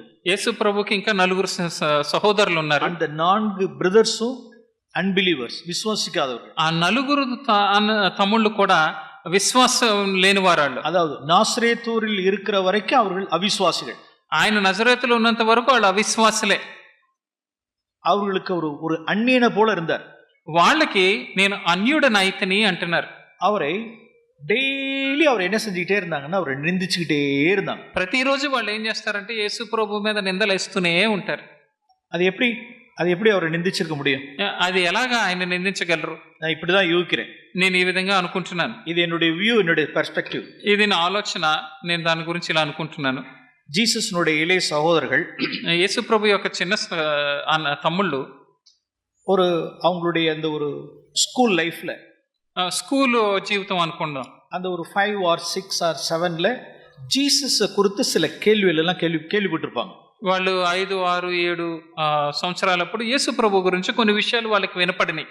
జీసస్னுடைய యంగ్ బ్రదర్స్ 4 பேரும், యేసు ప్రభు తమ్ముళ్ళు 4. என்ன அப்படின்னா, ఏం విన్నారంటే, உங்க வீட்டில் இருக்கக்கூடிய உங்களுடைய எல்டர் பிரதர் இமானுவேல் ஜீசஸ் உங்களுடைய அம்மாவுக்கும் அப்பாவுக்கும் வித்தியாசமான முறையில பிறந்தவர்ங்கிறதான ஒரு கதையை கேட்டிருப்பாங்க. ఎలా అంటే, మీ ఇంటిలో ఉన్న మీ అన్న యేసు మీ అమ్మగారికి మీ నాన్నకి చాలా వ్యత్యాసంగా జన్మించాడు, ఆయన నార్మల్గా జన్మించలేదు అనే విషయాన్ని వాళ్ళ తమ్ముళ్ళు విన్నారు. அவருடைய பிறப்பின் வர்த்தமானத்தை குறித்து வெளியில நாசரேத்தூர்ல கேள்விப்பட்டிருப்பாங்க. ఆయన ఇచ్చే ప్రతి వర్తమానం గురించి నజరేతులో మొత్తం వినపడుతుంది. உடனே அவங்க பிரதர்ஸ் என்ன செஞ்சிருந்திருப்பாங்க? అప్పుడు వాళ్ళ తమ్ముళ్ళు వెంటనే ఏమనుకుంటారు, என்னடா நம்ம எல்டர் பிரதர் జీసస్ குறித்து ఇమ్మానుయేల్ குறித்து என்னென்னమో డిఫరెంట్ స్టోరీస్ சொல்றாங்களே, ఏంట్రా ఇది యేసు గురించి మన అన్న గురించి ఏదేదో చెప్పుకుంటున్నారు ఏంటి? உடனே మమ్మీట మేరీట, mummy what's this, these are all the things we heard, what's the real fact, tell me. వాళ్ళ అమ్మాయిన మరియా దగ్గరికి వెళ్ళగా, అమ్మ ఏంటో వింటున్నాము, అసలు నిజమేంటి చెప్పు. மேரி சொல்லி இருந்திருப்பாங்க. అప్పుడు మరియా చెప్పుండొచ్చు, see நான் ஹோலி ஸ்பிரிட்னால நான் கன்சீவ் ஆனேன், నేను పరిశుద్ధాత్మ చేత గర్భం ధరించాను அப்படிங்கிற ஸ்டோரி எல்லாம் சொல்லி இருந்திருப்பாங்க. ఆ విధంగా కథ అంతా చెప్పుంటుంది. మై డియర్ బ్రదర్స్, ఫ్యామిలీస్, మా ప్రియమైన సహోదరులారా, కుటుంబాలారా, 4 பேர் விசுவாசிக்கல. 4 பேர்ல అవిశ్వాసులు. இந்த ட்ரூ ரியல் ஸ்டோரியை இயேசு கிறிஸ்துவுடைய இளைய சகோதரர்கள் நம்பல. నిజమైన ఈ కథని యేసు ప్రభు యొక్క సొంత తమ్ముళ్ళే నమ్మలేదు. தேவன் அப்படி வைத்திருந்தார். దేవుడు ఆ విధంగా చేశారు. எப்ப ஜீசஸ்னுடைய ரெசரக்ஷனுக்கு பிறகு அவர்களை விசுவாசிக்கிற அளவுக்கு பிதாவாகிய தேவன் 4 சகோதரர்களை அவிசுவாசிகளாக வைத்து வச்சிட்டார். యేసు ప్రభు పునరుద్ధారణ తర్వాత వాళ్ళు విశ్వాసం ఉంచలాగన ఈ 4 తమ్ముళ్ళని అవిశ్వాసులుగానే తండ్రి అయిన దేవుడు అలా ఉంచారు. ఎస్, அவர்கள் அப்போஸ்தலரா மாறினாங்களாம் கேட்டா எஸ், அப்போஸ்தலரா மாறினாங்க. అవును, వాళ్ళు అపోస్తలుగా మారారంటే అపోస్తలుగా మారారు. எஸ், அவருடைய எபிஸ்டல்ஸ் நான் வாசிக்கிறோம். వాళ్ళు రాసిన పత్రికలు మనం చదువుతాం. எஸ், அவருடைய டெத் ரெசரக்ஷனுக்கு பிறகு அவரை விசுவாசித்தார்கள். ఆయన మరణము పునరుద్ధానం తర్వాత వారు విశ్వసించారు. ஆனால் நாசரேத்தூர்ல విశ్వాసిக்கல. కానీ వాళ్ళు నజరేతులో ఉన్నప్పుడు విశ్వాసులు కాదు వాళ్ళు. தேவன் அப்படி ஒரு வைத்திருந்தார். దేవుడు ఆ విధంగా అలా చేశారు. இந்த అవిశ్వాసిகளோட సహోదరుల మధ్యలో அவர் இருக்கும்படி வச்சிட்டார். అవిశ్వాసులైన సహోదరుల మధ్యలో ఆయన ఉంచారు. அப்ப எவ்வளவு நிந்த இருந்திருக்கும். అప్పుడు ఎన్ని నిందలు భరించి ఉంటారు. పేరెంట్స్ జోసెఫ్ మేరీ ఎவ்வளவு కన్విన్స్ பண்ணாலும் బ్రదర్స్ విశ్వాసికల. తల్లిదండ్రులు మరియా యోసేపులు ఎంత నమ్మించడానికి చెప్పినా గానీ వాళ్ళు విశ్వాసం ఉంచలేదు. అది எப்படி நம்ப முடியும்? అది ఎలా నమ్ముతాం? அது அது சூப்பர் நேச்சுரலா நடந்த காரியம். ఇదేదో అతీతంగా జరిగింది. அது யாருக்கும் விளங்கி வைக்க முடியாது. ప్రూఫ్ எல்லாம் கிடையாது. దీనికి రుజువులేవి లేవు కదా. ఓకే, அவர் విశ్వాసికల, వాళ్ళు నమ్మలేదు. இப்ப வெளியில எவ்வளவு நிந்தை இருக்கும். வெளியில బయట ఎన్ని నిందలు ఉన్నాయి చూడండి. జీసస్ மேல ஒரு நிந்தை இருந்துகிட்டே இருந்துச்சு. యేసు ప్రభు మీద అలా నిందలు పడుతూనే ఉన్నాయి. సన్ ఆఫ్ మేరీ, మరియ కుమారుడు, సన్ ఆఫ్ మేరీ, మరియ కుమారుడు. అదేనా సన్ ఆఫ్ మేరీ? అదేంటి మరియ కుమారుడు అంటున్నారు? திருமணத்துக்கு முன்னதாகவே கர்ப்பம் தாங்கினவள். ఎందుకంటే పెళ్లికి ముందే ఆమె గర్భం ధరించింది. யாரிடத்துல பிள்ளை பெற்றாலோ தெரியல. ఎవరి ద్వారా పిల్లను కన్నదో తెలీదు. இந்த ఇమానుయేల్, இந்த జీసస్, ఈ ఇమాన్యుయల్ అనే యేసు సన్ ఆఫ్ మేరీ, మరియ కుమారుడు. வெளியில அவ்வளோ ஷேம் இருந்தது. బయట అంత సిగ్గు. 30 years full of shame. ఎంతో 30 సంవత్సరముల సిగ్గు ఆయనకి బయట. நான் நினைக்கிறேன், నేను అనుకుంటాను இந்த 4 பிரதர்ஸ்ல, ఈ 4 సహోదరుల్లో போற போக்குல அப்படி வீட்டுக்குள்ள போகும்பொழுது, వాళ్ళ ఇంట్లోంచి వచ్చి వెళుతున్నప్పుడు జీసస్ போகும்பொழுது என்ன செய்ய கூட அப்படின்னு துப்பிட்டு கூட போயிருக்கலாம். యేసు ప్రభు వెళ్తుంటే ఆయన చూసి తూ అని ఊసి కూడా వెళ్ళిపోయి ఉంటారు. ఎస్, అయి ఉండొచ్చు. நாம நினைச்சிட்டு இருக்கிறோம், మనం అనుకుంటా ఉన్నాం அண்ணா காய்பா அல்லது பிலாத்துனுடைய அரண்மனையில தான் பூணு துப்புனாங்கட்டு. అన్నా కైప அல்லது பைலட்டினுடைய கோர்ட்ல, அண்ணா ஹை பிரிஸ்டினுடைய கோர்ட்ல தான் காரி துப்பினார்கள் நம்ம வாசிக்கிறோம். అన్నా కైపలు అక్కడ పిలాతు యొక్క ప్రాంగణంలో అలాగా ఉమ్ము మూసినట్లు మనం చూస్తున్నాం. அதெல்லாம் நாசரேத்தூர்லயே, అది నజరేతులోనే జరిగింది. அவருடைய ఓన్ బ్రదర్సే, తన సొంత తమ్ముళ్లే చేశారు అలా. అని ఉమ్మోసారు. షేమ్, అవమానం. You are shame to my family. మా కుటుంబానికే నువ్వు అవమానంగా మారావు. You are shame to my family. మా కుటుంబానికే నువ్వు అవమానకరం ఉన్నావు. Praise Lord. He endured. ఆయన ఓర్చుకున్నారు, సహించారు. హి ఎండ్యూర్డ్ షేమ్. ఆయన అవమానమును సహించారు. அப்பெல்லாம் என்ன ஆனிச்சு அப்படின்னா, అప్పుడు ఏమైందంటే ఫ్లెష్ங்கிற వెయిల్ తాను ఆనిச்சு. ఈ యొక్క మాంసము అనే ఈ యొక్క తెర అలా చిరిగిపోయింది. பிதாவே, తండ్రి, இந்த சூழ்நிலை, that's a way of life, path of life, జీవ మార్గం. ఈ విషయంలో జీవ మార్గం నాకు దొరికింది. என்னுடைய flesh இந்த இடத்துல நான் என்ன செய்யணும், let me crucify it, let me tear my flesh அப்படினு கிழிச்சாரு. ఈ విషయంలో నేను నా యొక్క మాంసమును సిలువ వేస్తాను, దాన్ని అలా చింపుతాను అని చెప్పేసి ఆయన చింపేశారు. నాట్ వన్ డే, ఒక రోజు కాదు. హిస్ 30 years నాజరేతూర్ లైఫ్. ఆయన నజరేతులోని 30 సంవత్సరములు కూడా. அப்பெல்லாம் என்ன ஆகுது அப்படின்னா, మాంసమాగి తిరచిలి కిడికిరపలా ஒரு యాక్సెస్ கிடைக்குது ఫాదర్ కుల్లార. అప్పుడు ఏమవుతుందంటే, ఎప్పుడైతే ఆయన మాంసమును అలాగా చీల్చుకుంటున్నారో ఆ విధంగా తండ్రి యొద్దకు వెళ్ళడానికి ఆయనకు ప్రవేశం దొరుకుతుంది. அங்கதான் அவருக்கு ஆறுதல் உண்டாகுது. అక్కడే ఆయనకి ఆనందం, నెమ్మది ఉంది. அங்க தேவனை worship பண்றார். అక్కడ దేవుణ్ణి ఆయన ఆరాధిస్తున్నారు. அங்க ஃபாதரோட கூட fellowship பண்றார். అక్కడ తండ్రితో సహవాసం చేస్తున్నారు. Praise Lord. Praise the Lord. Holy స్పిరిట్னால நிறையறார். పరిశుద్ధాత్మ చేత నింపబడుతున్నారు. இப்ப பொழுது விடிந்த உடனே மறுபடியும் அதே சகோதரர் இடத்துல அன்பு கூறணும். తర్వాత బయటకు వచ్చిన తర్వాత అదే సహోదరుని మనం ప్రేమించాలి. அவர்களுக்காய் ஜீவனை கொடுக்கணும். వారి కొరకు వారి ప్రాణమును పెట్టాలి. ప్రియమైన వారలారా, ఇది జీసస్ నుడే జీవ మార్గం. యేసు ప్రభు యొక్క జీవ మార్గం ఇది. ఓకే, నಮಗೆ వాసిక జాన్ చాప్టర్ 6, యోహాను సువార్త 6వ అధ్యాయము. Shame, cross, hostility. అవమానము, సిలువ, తిరస్కారము. ஒரு முறை கூட பாவம் செய்யல. ఒక్కసారి కూడా ఆయన పాపం చేయలేదు. జాన్ చాప్టర్ 6, యోహాను సువార్త 6వ అధ్యాయము. నಮಗೆ వాసిக்கிறோம். దాన్ని ఇక్కడ మనం చదువుతున్నాం. జీసస్ నుడే 12 అపోస్తలుల యేసు ప్రభు యొక్క 12 అపోస్తలులు వర్స్ 6 నుండి 17 వాసిக்கிறோம். John chapter 6 verse 70. 6వ అధ్యాయము 70వ వచనంలో మనం చదువుతాం. అందుకు యేసు, నేను మిమ్మల్ని 12 ఏర్పరచుకోనలేదా? మీలో ఒకడు సాతాను అని వారితో చెప్పెను. உங்களுக்குள்ள ஒருவன் பிசாசா இருக்கிறான். మీలో ఒకరు సాతానుగా అయ్యాడు. இது எப்ப கிட்டத்தட்ட ఇది ఎప్పుడు జరిగింది? முதல்ல ஜீசஸ் யாரை செலக்ட் பண்ணல அப்படின்னா ஒரு திருடனையும் ஒரு பிசாசா இருக்கணும்னே ஆரம்பத்தில் அவர் செலக்ட் பண்ணல. యేసు ప్రభు మొదట్లో ఒక దొంగనో లేకపోతే ఒక పిశాచనో సెలెక్ట్ చేసుకోలేదు. அவருடைய చూస్ பண்ணதுல பிரச்சனை இல்லை. ఆయన ఎంచుకోవడంలో సమస్య లేదు అక్కడ. ஏன்னா whole night he spent in prayer. ఎందుకంటే ఒక రాత్రి అంతా ప్రార్థనలో గడిపి తర్వాత శిష్యుల్ని ఎంచుకున్నారు. அந்த 12 பேரை தெரிந்து கொள்வதற்கு அவர் முழு பிரயாசப்பட்டு தேவ சித்தத்தின்படி அவர் தெரிந்து கொண்டார். ఆ 12 మందిని తెలుసుకోవడానికి ఎంతో వేచి ఉండి దేవుని సన్నిధిలో ఆయన తెలుసుకున్నారు. அவன் அப்படியே ஒரு 1 or 1.5 years கழிச்சு என்ன ஆயிட்டானே, he became the traitor. அவன் துரோகி ஆனான். ఆ విధంగానే సంవత్సరం తర్వాత ఏమైందంటే ఆయన ద్రోహిగా మారాడు. ஒரு வருஷம் 1.5 வருஷத்துக்குள்ள இருக்கலாம். ఒక సంవత్సరం లేదా 2 సంవత్సరాలు అయ్యి ఉండొచ్చు. மீதி இருக்க 2 வருஷம் తర్వాత ఉన్న 2 సంవత్సరాల సంగతి ఏంటి? என்னவா இருக்கிறான்? అప్పుడు ఈయన ఏమై ఉన్నాడు? உங்களுக்குள்ள ஒருவன் பிசாசா இருக்கிறான். మీలో ఒకడు సాతాను. జాన్ చాప్టర్ 12 వాసిக்கிறோம். యోహాను సువార్త 12లో మనం చదువుతాం. அவன் திருடனா இருக்கிறான் వాసిக்கிறோம். ఆయన దొంగగా ఉన్నాడు అని చదువుతాం. ఓకే, திருடனா இருக்கிறான், దొంగగా మారాడు, பிசாசா இருக்கிறான், సైతానుగా మారాడు. இப்ப ஜீசஸ்னுடைய டெம்ப்டேஷன் அவருக்குள்ள, அவர் நம்மை போலதான் பாடுள்ள மாம்சத்தில் இருந்தார். ఇప్పుడు యేసు ప్రభు యొక్క శోధన గురించి చూద్దాం. ఆయన కూడా మనలాగా శరీరంతోనే ఉన్నారు కదా. நிச்சயமா அவருடைய டெம்ப்டேஷன் என்னவா இருந்திருக்கும் அப்படின்னா, ఆయనకి నిజంగా ఈ శోధన ఎలాగ వచ్చి ఉంటదంటే, பிதாவே, తండ్రి, இவன் திருடனா இருக்கான், ఇప్పుడు ఈయన దొంగగా ఉన్నాడు, இவன் பணத்தை திருட ஆரம்பிச்சிட்டான், ఈయన దొంగతనం చేయడం, డబ్బులు దొంగతనం చేయడం మొదలు పెట్టాడు, మనీ మ్యాటర్స్ లో ఫెయిత్ఫుల్నెస్ இல்ல, డబ్బు సంబంధం విషయంలో నమ్మకంగా లేడు, இவன் பிசாசா இருக்கிறான், ఈయన సాతానుగా మారాడు, நான் இவனை புறம்பாக்கணும்னு நான் நினைக்கிறேன், ఈయన తోసివేయాలని నేను అనుకుంటున్నాను, இவனை வெளியில தள்ளணும்னு நினைக்கிறேன், ఈయన బయటకు తోసివేయాలని నేను అనుకుంటున్నాను. What should I do? నేను ఇప్పుడు ఏం చేయాలి? నేను என்ன செய்ய? నేను ఏం చేయాలి?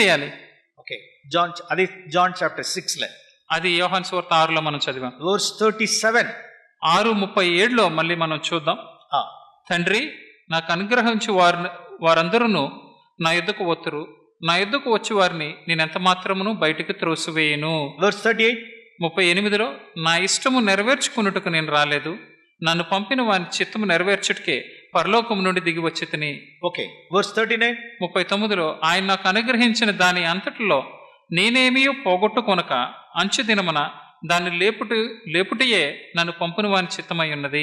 37, 38, 39 முதல்ல 37 లో என்ன இருக்கு அப்படினா, 37, 38, 39, 37లో ఏముందంటే, நிச்சயமாய் ஜீசஸ்னுடைய அவர் எப்படி சோதிக்கப்பட்டார் அப்படின்னா, இந்த திருடனதான ஜூடாஸை வெளியில தள்ளணும் அப்படிங்கறதா జీసస్னுடைய సిద్ధం.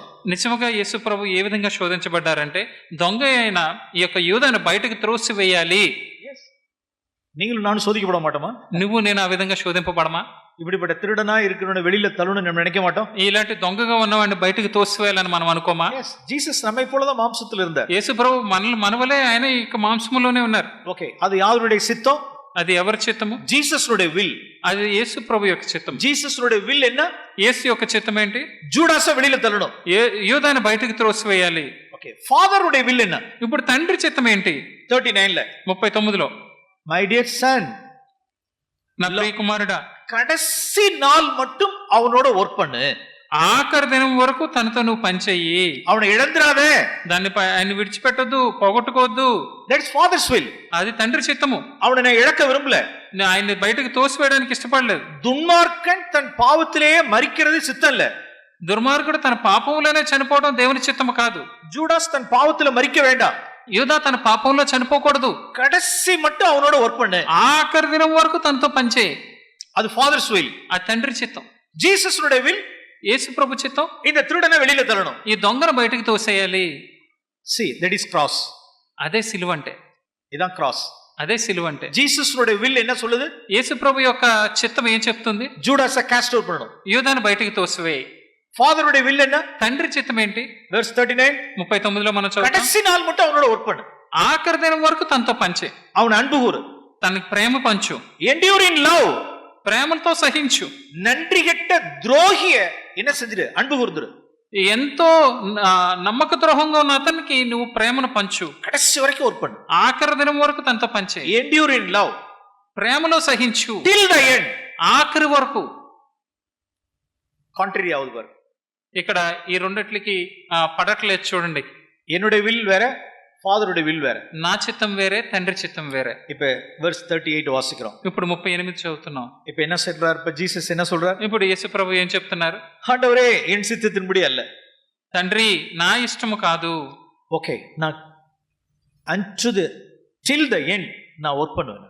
నేను ఆఖరి దినం వరకు పనిచేస్తాను. நான் அவனை ஒர்க் பண்றேன், నేను చేస్తాను ఆఖరి వరకు. அவன் இடத்துல நான் அன்பு கூர்றேன், నేను తనకి ప్రేమను పంచుతాను, அவனை நான் நேசிக்கிறேன், నేను తన ప్రేమిస్తాను, அவன் கால் கழுவுறேன், తన కాళ్ళు కడుగుతాను, அவனை நான் நேசிக்கிட்டோம். ఆ విధంగా ప్రేమిస్తాను. Praise Lord. Praise the lord. இப்படிதான் ஜீசஸ் தன்னுடைய லைஃப்ல அவர் சிலுவை சுமந்தார். ఈ విధంగా యేసు ప్రభు తన జీవితంలో సిలువను సహించారు. பிரியமானவர்களே, இயேசுவை நாம் நோக்கி பார்ப்போம். ప్రియమైన వారలారా, యేసు వైపు చూసి మనం ముందుకు పరిగెడదాం. முடிவு பரியந்தம் அன்பு நிலைச்சிருந்தார்.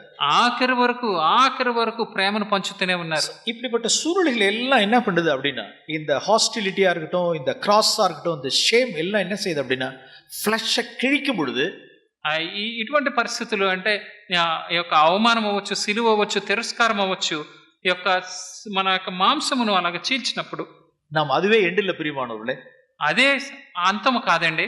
அந்த ஃபிளஷை கிழிக்கும் பொழுது நம்ம எங்க உள்ளார பிரவேசிக்கிறோம் அப்படின்னா, பிதாவுடைய சமூகத்துல பிரவேசிக்கிறோம். ఈ యొక్క మాంసం అలా చింపినప్పుడు ఏమవుతుందంటే మనం తండ్రి యొక్క సన్నిధిలో ప్రవేశిస్తాం. பிதாவை நாம் தரிசிக்கிறோம், తండ్రిని మనం చూస్తాం, பிதாவினிடத்துல ஃபெலோஷிப் பண்றோம், తండ్రితో మనం సహవాసం చేస్తాం, பிதாவோடு கூட நாம் ஐக்கியப்படுறோம், ఆయనతో మనం ఐక్యం గలవారమై ఉంటాం. సో ఇதான் జీవ మార్గం. ఇదే జీవ మార్గం అంటే. இப்படிதான் ஜீசஸ் அது வழியா கடந்து போனார். యేసు ప్రభు ఆ విధంగానే ఆ మార్గంలోనే వెళ్ళారు. அதனாலதான் வேதம் சொல்லுது, லுக் அன்டு ஜீசஸ். అందుకే వాక్యం చెప్తుంది యేసు వైపు చూచుచు అని. இது ஓல்ட் கவெனன்ட்ல வாழ்ந்தவர்களுக்கு சாத்தியம் இல்ல, ఇది పాత నిబంధనలో అసాధ్యము. ఓకే, వన్ మోర్ థింగ్, ఇంకొకటి చూద్దాం. లాస్ట్ అవర్ వర్స్ சொல்லி நான் முடிக்க விரும்புகிறேன். ఆఖరిగా ఒకటి చూపించి ముగించాలనుకుంటున్నాను. Proverbs chapter 14. సామెతలు 14వ అధ్యాయం వైపు తిప్పుదాం. Proverbs chapter 14. సామెతలు 14వ అధ్యాయము 22వ వచనం వైపు తిప్పుదాం. நல்ல ஒரு వచనం, చాలా మంచి మాట ఇది. కీడు కల్పించువారు తప్పిపోవుదురు, మేలు కల్పించువారు కృపా సత్యములు నొందుదురు. அருமையானவர்களே, ప్రియమైన వారలారా, இந்த இடத்துல ஜீசஸ் கல்வாரியில இது கெத்செமனேல அவர் என்னத்தை யோசிச்சிருந்திருப்பார்? యేసు ప్రభు గెత్సెమనీలో ఏ విధంగా ఆలోచించుంటారు? గెత్సెమనే குறித்து நம்முடைய மூத்த சகோதரர் மூலமா நாம் நிறைய கேள்விப்பட்டிருக்கோம்.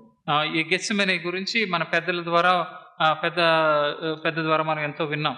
జాక్ மூலமா జాక్ పునన్ గారి ద్వారా మనం ఎంతో విన్నాం. కప్ என்னங்கறத நாம் தியானிச்சிருக்கோம். ఆ కప్ అంటే ఏంటి అనే దాని గురించి మనం విన్నాం. இந்த காரியத்தை நாம் சேப்போம், இந்த காரியத்தை நாம் தியானிப்போம். ఈ యొక్క వాక్యాన్ని మనం ధ్యానిద్దాం. యేసు என்னத்தை யோசிச்சார் அப்படின்னா, தீமையை யோசிக்கல. యేసు ప్రభు ఏం ఆలోచించారంటే ఆయన కీడు యోచించలేదు. தீமையை யோசிச்சிருந்தாருன்னா அவர் தவறியிருப்பார். కీడు కల్పించేవారు తప్పిపోతారు. கல்வாரி இது கெத்செமனேல ஜீசஸ் இருக்காரு. ఇప్పుడు గెత్సెమనీలో యేసు ప్రభు ఉన్నారు అక్కడ. இன்னும் கொஞ்ச நேரத்துக்குள்ளார ஜூடாஸ் வரப்போறான். ఇంకా కొంచెం సమయంలో యూదా అక్కడికి రాబోతున్నాడు. அவரு தீமை யோசிச்சிருந்தாருன்னா தவறியிருப்பார். ఆయన కీడు కనుక ఆలోచించుంటే ఆయన తప్పిపోయేవాళ్ళే. ஆண்டவரே, తండ్రి நான் நன்மையை யோசிக்கிட்டோம், దేవా నేను మేలు ఆలోచించాలి, எனக்கு கிருபையை கொடுத்துருங்க, నాకు కృప ఇవ్వండి. நான் உன்னை நன்றி கெட்ட துரோகி அப்படின்னு நான் சொல்லிடக்கூடாது. నేను అతను చూసి అపనమ్మకమైన వాడు ద్రోహి అని నేను చెప్పకూడదు. మై ఫ్రెండ్, స్నేహితునే அப்படின்னு நான் சொல்லணும். నేను స్నేహితుడా అని తను పిలవాలి. எனக்கு கிருபையை கொடுத்துருங்க, దానికి కృపనివ్వండి, என்னை பலப்படுத்திருங்க, నన్ను బలపరచండి. என்னை விற்று போட்ட என்னை 30 காசுக்கு என்னை விற்று போட்டதான அந்த துரோகியை நான் என்ன செய்யட்டும் அப்படின்னா, நான் స్నేహితునేன்னு சொல்லணும். 30 వెండి నాణాలకి నన్ను అమ్మేసిన ఈ ద్రోహిని నేను ఏమని పిలవాలంటే స్నేహితుడా అని పిలవాలి. என்னுடைய லாஸ்ட் என்கவுண்டர், నా ఆఖరి తను కలుసుకోవడం అదే. இப்பதான் நான் என்ன செஞ்சேன், அவனுடைய காலெல்லாம் நான் கழுவுனேன். ఇప్పుడే నేను ఏం చేశానంటే తన కాళ్ళు కడిగాను, அவனுக்கு நான் போஜனம் பண்ணேன். తనకి భోజనం పెట్టాను. ஓகே, இப்ப கடைசி என்கவுண்டர் நான் அவனை சிநேகிதனேன்னு சொல்லிடணும். ఆఖరిగా తను దర్శించిపోతున్నాను, తన స్నేహితుడా అని నేను చెప్పాలి. அவன் செய்த தீமையை நான் யோசிக்க கூடாது. అతను చేసే కీడు గురించి నేను ఆలోచించుకోను, நான் நன்மையை யோசிக்கணும். నేను మేలు ఆలోచించాలి. என்ன பரிசுத்த ஆவியினால் என்னை நிரப்பிடுங்க. నన్ను పరిశుద్ధాత్మతో నింపు. என்ன தேவ அன்பினால் என்னை நிரப்பிடுங்க. దేవా నీ యొక్క ఆత్మ చేత నన్ను నింపు, ఆ ప్రేమ చేత నన్ను నింపు. அப்படி ஒரு ஜெபித்த அந்த ஜெபத்துல தான் அவருடைய பிளட் வெசல்ஸ் எல்லாம் வெடிச்சிருச்சு. ఆ విధంగా ఆయన ప్రార్థన చేసినప్పుడే ఆయన చెమట రక్తము కింద మారింది. பாவத்துக்கு விரோதமாய் போராடினவர், ఆయన పాపముకు విరోధముగా పోరాడారు. ஆண்டவரே, நான் இங்க இருந்து நான் போறப்ப எல்லாம் நான் நன்மையவே செய்யணும். నేను ఇక్కడి నుంచి వెళ్ళేటప్పుడు అంతా మేలే చేస్తూ వెళ్ళాలి. மல்குஸ்னுடைய காதை நான் நன்மை செய்யணும். நன்மை செய்தார். ఆ యొక్క సేవకుడు చెవు మిలికి అనే సేవకుడు చెవు తెగిపోయినప్పుడు తనకే మేలే చేశాడు. யூதாசை நான் அன்பு கூறணும். యూదాన్ని నేను ప్రేమించాలి. நான் பேதுருவை நான் కంపాషనేట్ లుక్ பார்த்து பேதுருவை நான் மன்னிக்கணும். నేను ఎంతో ప్రేమతో కలిగిన ఒక చూపు చూసి పేతురును మన్నించాలి. நான் సిలువలో இருக்கிறப்ப எல்லாரையும் நான் மன்னிக்கணும். నేను సిలువ మీదకి వెళ్ళినప్పుడు అందరిని క్షమించాలి. కళ్ళని நான் ரட்சிக்கணும். ராபரை, ఆ యొక్క దొంగని నేను రక్షించాలి. எல்லாம் எவ்வளவு இருக்கு பாரு, எவ்வளவு நன்மைகள் அவருக்கு இருக்குன்னு. ఇక్కడ చూడండి ఎన్ని మేళ్లు చేస్తున్నారు ఆయన. இந்த நன்மைகள் எல்லாம் அவர் அந்த గెత్సేమనేలో அவர் யோசிச்சு கொண்டிருந்தார். ఈ యొక్క గెత్సేమనేలో ఈ యొక్క మేళ్ళన్నిటి గురించి ఆయన తలుచుకుంటూ ఉన్నారు. ప్రియమానవులే, ప్రియమైన వారలారా, ఇదా நம்மளுடைய முன்னோடினவர். ఇదే మన ముందు నడిచిన వారు, ఫోర్ రన్నర్. ఆయన మన ముందు పరిగెత్తిన వారు. அவர் சிலுவையை சகித்தார், அவமானத்தை சகித்தார், பகைமையை హాస్టిలిటీ సహితారు. ఆయన అవమానం నిర్లక్ష్య పెట్టి సిలువను సహించి ఆయన తిరస్కారమును భరించారు. அவரே நாம் நினைத்துக் கொள்வோம். ఆయన్నే మనం చూసుకుంటూ తలంచుకుందాం. எதன் பொருட்டு இவைகளெல்லாம் சகித்தார்?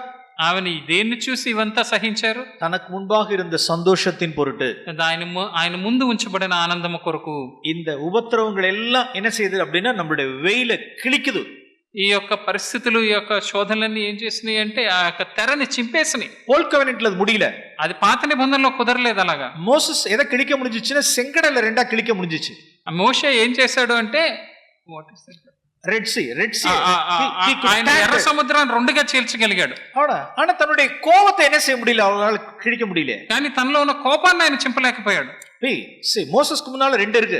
మోషే ముందు రెండు ఉన్నాయి. అక్కడ ஒன்னு ఫ్లెష్ங்கிற వెయిల్, తర్వాత తన యొక్క మాంసము అనే ఒక తెర ఉంది. అక్కడ కన్నుకు முன்னால ஒரு రెడ్ సీ, తన కళ్ళ ముందు ఎర్ర సముద్రం ఉంది. ஒரு கோலை எடுத்தார், ఒక కర్ర తీశారు, செங்கட ரெட் சீ ரெண்டா பிளந்துட்டார். ఆ యొక్క ఎర్ర సముద్రమును రెండుగా చీల్చేశారు. ஆனா மோசஸ்னால என்ன செய்ய முடியலன்னா தன்னுடைய ஃப்ளஷ் கிழிக்க முடியல. కానీ మోషే ఏం చేయలేకపోయాడు అంటే తన మాంసమును చింపలేకపోయాడు. అదా ఓల్డ్ కోవెనెంట్, అది పాత నిబంధన.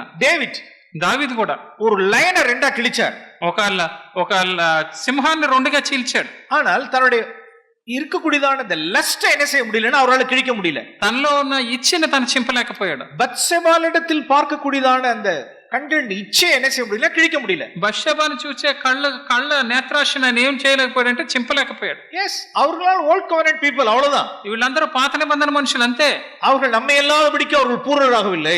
వారు మనం లేకుండా పరిపూర్ణ కాలేకపోయారు. அவர்கள் சிங்கத்தை கிழிக்க முடிஞ்சிச்சு, వాళ్ళు సింహాన్ని చీల్చగలిగారు, செங்கடலை கிழிக்க முடிஞ்சிச்சு, వాళ్ళు ఎర్ర సముద్రం చీల్చగలిగారు, ఫ్లెష్ கிழிக்க முடியல. కానీ వారు మాంసమును చీల్చలేకపోయారు. மாம்சமாகி திரைச்சீலை கிழிக்க முடியல. మాంసము అనే వెయిల్, ఆయన మాంసము ఈ యొక్క తెరని వాళ్ళు చింపలేకపోయారు. ప్రియమానవులే, అది జీసస్ நமக்கு ఇనాగ్రేట్ பண்ணி கொடுத்தார். అది యేసు ప్రభు ఆయన ప్రారంభించి మనకి ఇచ్చారు. That's a way of life. ఇది జీవ మార్గం ఉంది అక్కడ. இந்த జీవ మార్గத்தின் வழியாக தான் பிதாவினிடத்தில் நமக்கு access இருக்கு. ఈ జీవ మార్గము ద్వారానే తండ్రిని మనం చేరుకోగలం. அங்கதான் நம்மளுடைய eternal pleasure இருக்கு. అక్కడే మనకి నిత్య జీవము, నిత్య సంతోషములు ఉన్నాయి. మనీల இல்ல, మనీల கிடையாது. ధనములో నిత్య సంతోషం లేదు, సెక్స్ల கிடையாது, సెక్స్ లో సంతోషం లేదు, హానర్ ఎంప్టీ కన్సిట్ల సంతోషం లేదు, ఈ యొక్క ఘనతల్లో సంతోషం లేదు. Where is God? Pleasure in God's presence. ఈ యొక్క సంతోషం, నిత్య సంతోషం ఎక్కడున్నాయి అంటే దేవుని సన్నిధిలో. இந்த జీవ మార్గத்தில் కుమారుని పిన్పற்றி நாம் நடப்போம். ఈ జీవ మార్గంలో ఆ కుమారుని వెంబడించి మనం నడుద్దాం. நாம் ஜெபம் பண்ணுவோம், ప్రార్థన చేసుకుందాం. పరిశుద్ధ పితావే, ప్రియమైన తండ్రి, పరిశుద్ధమైన తండ్రి, எங்களுக்கு ஒரு குமாரனை என்னுடைய மாதிரியை எங்களுக்கு வைத்து வைத்திருக்கிறேன். నీ కుమారుని మా ముందు మాదిరిగా ఉంచారు. ஆண்டவரே, జీవ మార్గத்தை எங்களுக்கு அவர் திறந்து கொடுத்ததற்காக ஸ்தோத்திரம். జీవ మార్గమును వారు మాకు తెలియజేసినందుకే మీకు స్తోత్రములు. மாம்சமாகி திரைச்சீலை கிழிக்கிற ஆண்டவரே, இந்த way of life Jesus inaugurate பண்ணதுக்காக ஸ்தோத்திரம் செலுத்துகிறோம். ఈ యొక్క మాంసం అనే తెరని చింపి ఈ యొక్క జీవ మార్గమును మా కొరకు ప్రారంభించిన యేసు ప్రభువుని బట్టి మేము స్తుతిస్తున్నాం. ஆண்டவரே, இயேசு தனக்கு முன்பாக ஒரு சந்தோஷத்தை பிதாவுடைய பிரசன்ஸ் வச்சது போல நாங்களும் எங்களுடைய சூழ்நிலைகளில் பிதாவுடைய பிரசன்ஸ் வைக்கிட்டோம். యేసు ప్రభు ఎలా అయితే తన ముందు తండ్రి యొక్క సన్నిధి అయిన సంతోషాన్ని ఉంచుకున్నారో మేము కూడా ఆ విధంగానే ఉంచుకోవడానికి సహాయం చేయండి. இயேசுவின் நாமத்தில் பிதாவே, యేసు నామములో అడుగుతున్నాము తండ్రి. ఆమేన్. ఆమేన్.